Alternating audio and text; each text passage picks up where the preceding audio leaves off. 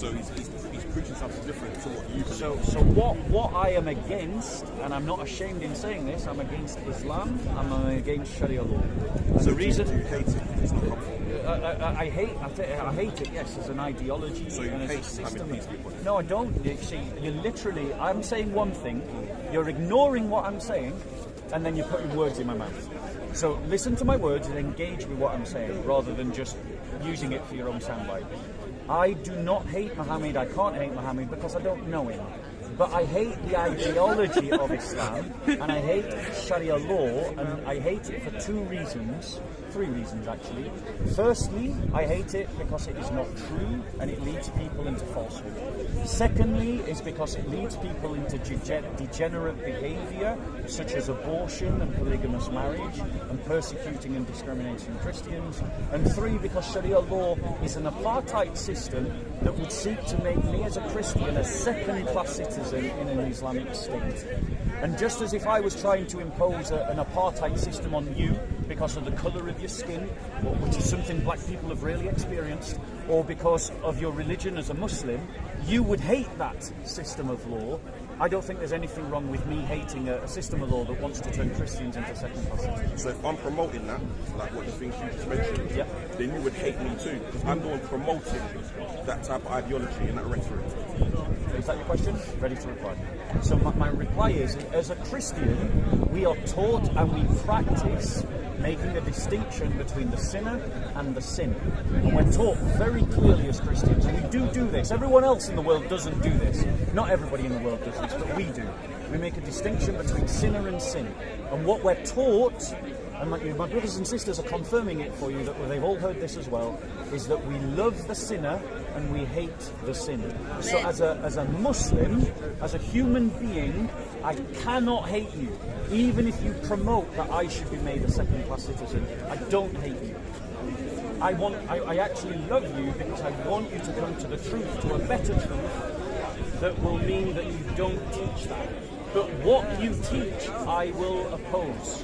What you teach, I will oppose. I'll oppose it politically, I'll oppose it economically, I'll oppose it socially, I'll oppose it culturally, I'll oppose it spiritually. So that's a straight answer to your question. That to me, I think it doesn't really answer the question. It does, but the understanding is different. If I'm saying something like you should do things that are against your religion or your way of life or your culture, I'm openly promoting it. Yeah. Saying this is gospel. And this is what I'm coming out with. Like, for argument's sake, some people, they hate Donald Trump. Yep. They hate Donald Trump due to what he's coming out with. Yeah. And his beliefs and etc. and how he's going about things. Yep. And they say because of what he's coming out of, what he's promoting, they hate him. Yes. They hate what he's coming out of and they hate him. It's part of him. Yeah. His rhetoric, his way of thinking, it's part of him. Yes. If Mohammed, peace be upon him, is doing things that are against your religion and he's pushing things that are against what you are about as a Christian, and saying that you should worship someone that you shouldn't worship according to you, then surely you would hate that and hate him for doing that. So to reply to your point, as a Christian, this is exactly why I am convinced that Christianity is a better way of life than Islam. Because Christianity will admit to me a more flexible mindset. Because I and I would correct all of those people that hate Donald Trump. They might, I would say, if you want to hate his ideas, fine. Hate his ideas. Hate his policies. Oppose them. But don't hate the man. Don't hate the man for the game, right? You play the game for what it is. And what I think is that we need to make a distinction between a person's behaviours and the person themselves. So, for instance, using a different example, I hate the fact that some people are addicted to alcohol, right? But I don't hate someone because they're addicted to alcohol, right? I hate the fact that we live in a society that promotes premarital and extramarital sex, and there are people that celebrate that. I don't hate them because they celebrate that. I hate their celebration. But what I seek to do is to call them to a better truth. And the thing is, if you want to call someone to a better truth, it would help you a lot if you actually respected the person. And the problem with hate is that it undercuts respect. And that's the reason why Christians around the Islamic world under Sharia law have always experienced persecution and discrimination, is because Muslims are not taught to make that distinction, and so they hate not just the Christian religion, but also the Christians themselves. And that's why there are anti-Christian pogroms, churches being blown up, Christian girls getting kidnapped. But I would oppose that if it was ever done to a Muslim. So let me ask you a question. Well, you mentioned a good point when you said you hate the fact that people are drinking alcohol and they're becoming alcoholics. Now, as a Christian yourself, would you say you hate what they're doing? Would you say that it's God-fearing for you to hate the brewery? Would it be wrong for you to say that you hate the brewery that is providing the alcohol for these people to commit sin and do their drunken behaviour with? Is that wrong for you to say that? Right, so this is a question where Christians and Muslims disagree, because I'm sure you know, within the Christian worldview, it's okay to drink alcohol. It's the abuse of alcohol that's condemned within the Christian faith. So in the same way that lots of Muslims in this park would attempt to justify the continuation of the slave trade that's continuing in the Islamic world in Africa, where you can still buy black slaves. The Muslims would try to condemn that. They would just say, Muslims would try to justify that. They would condemn the abuses of it. And in the same way, I would condemn. Can we continue our conversation? So I condemn the abuse of alcohol. That's what I condemn. So the breweries too. No, there's some. I'll just cut you. Sorry, Bob. There's some alcoholic drinks that some Christians don't go near, like the stronger drinks. So maybe wine they might exist, but the stronger alcoholic drinks, they're like, no, this is. So let me answer that question. Like, if it was up to me, I'd have tighter laws around alcohol, no doubt about it. Supermarkets wouldn't be able to sell it. You'd only be able to buy it in pubs, and you'd only be able to buy it with food, and you wouldn't be able to buy it past a certain time. And you would have to be there. You couldn't, like, if you were there solo, I'd have restrictions on how many drinks you could buy. Like, seriously, the drinking culture in this country is wrong. It's nihilistic. You know, English people literally have this idea that they have to live their week to the Friday and then destroy themselves on a Friday night with alcohol. They literally say that. I want to get annihilated this Friday. I'm going to destroy myself. They say that, and I'm against that, right? But for instance, just as I am opposed to that liberal attitude, I'm also opposed to Islam, because Islam permits slavery. Islam permits the buying and selling of human beings as slaves. And I oppose that, and that's a much greater evil than the abuse of alcohol. A much greater evil. So was it some of the Christians doing slavery? In the past, yeah. And they was backing it with You shouldn't debate with them, bro. Because they agree for everything. You shouldn't debate him. Yeah. You shouldn't debate him. He's voting not right. Let me You address shouldn't that debate question. him if you can answer it. Do you Allah see? said, They're proving exactly what I said. So to that brother that said that I was making it the up, greatest there you go. deed you can That's ever the kind do of as a behaviour that I'm Muslim attitude. is to Are free you a focusing slave. Just ignore him. He's This got no was manners. said. He's got no manners. No. In answer to the question. No, I heard you the first time. I'm replying to it. No.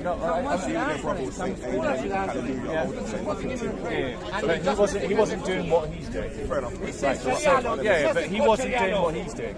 Right? My point to you is, did Europeans do slavery? Yes. Did we abolish slavery? Yes. Have Muslims done slavery for 1400 years? Yes. Have they abolished it of their own free will? No. The only time the Islamic world abolished slavery was when the Western world pointed a gun at their heads and said, stop it or we'll bomb your cities. That's when the Muslim world stopped slavery. Saudi Arabia has practiced slavery for 1400 years. The only time they stopped it was in 1962 or 1964, and they only did it because the UN, under Western pressure, said you either sign this treaty or we're going to collapse your economy. Yes, I don't know much of I can't really Google it right now. Just Google, when did Saudi Arabia abolish slavery?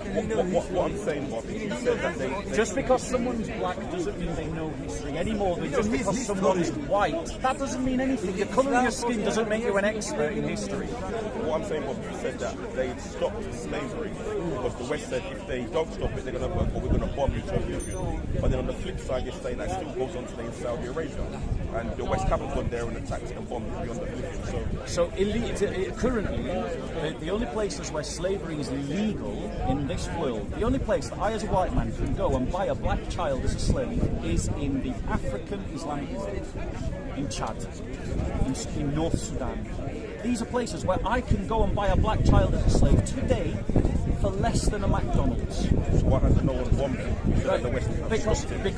Because the liberal progressives at this moment in time, they don't care about justice. So it was an empty threat, basically. No. What I'm talking about is when the Ottoman Empire was forced to abolish slavery. They did it in the 1800s, and they did it because the British Navy said, the British said to them, the British and the French, they said, if you don't stop slavery, we'll bomb your cities. But it's still carrying on today. Yes, in the Islamic world, and what I'm trying to say to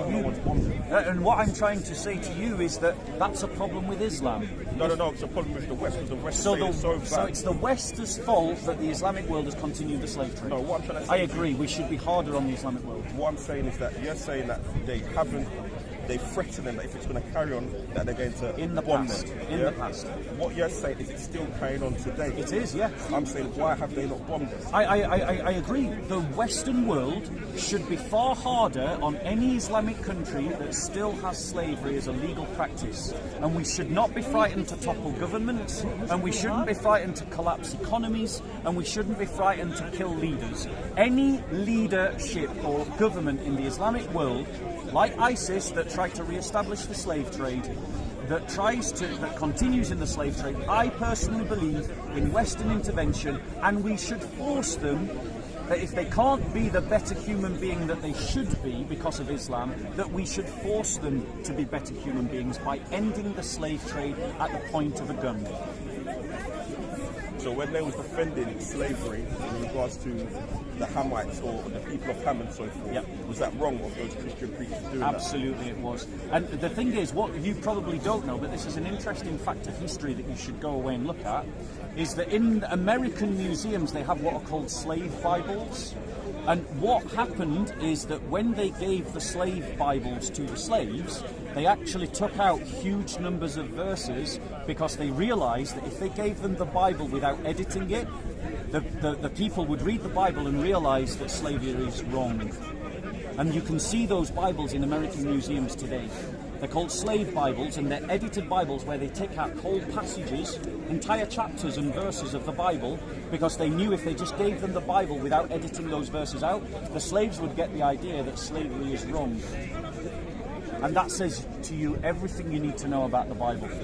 So yes, those slave owners and slave traders that said, that slavery is okay because of the curse of Ham, they were wrong, utterly wrong.